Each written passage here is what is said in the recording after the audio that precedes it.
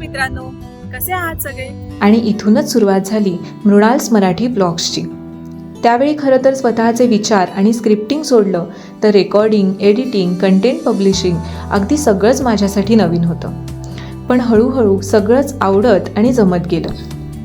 पुढे वेगवेगळे विषय, गप्पा टप्पा, काही अनुभव, परंपरा, सणवार, खाद्यपदार्थ, रेसिपीज, ट्रॅव्हल असं करत करत आज इथपर्यंत पोहोचलो। खरं तर चॅनल सुरू केलं तेव्हा नवीन काहीतरी जाणून घेण्याची इच्छा आणि उत्सुकता होतीच, पण आज इथपर्यंत पोहोचल्यानंतर त्या उत्सुकतेबरोबरच आनंद आणि खूप सारं समाधान आहे। मधल्या काळात बरेच चढ उतार, नवीन जबाबदाऱ्या या सगळ्यांमुळे एक मोठा ब्रेक येऊनही तुमचं प्रेम मात्र अजिबात कमी झालं नाही।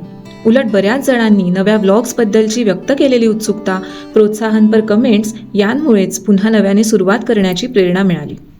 व्लॉगसाठीचं स्क्रिप्टिंग, शूटिंग, एडिटिंग या सगळ्यात माझ्या जवळच्यांचा सपोर्ट, माझ्या चिमुकलीच्या गोडगोड कॉम्प्लिमेंट्स आणि लुडबुडीमुळेच हा प्रवास आणखी सुंदर बनला।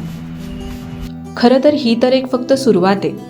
अजून खूप काही नवीन शिकायचं आहे, छान छान कंटेंट बनवायचं आहे, बरंच काही नवीन एक्सप्लोअर करायचं आहे आणि तुमच्यासोबत मोठं व्हायचं आहे।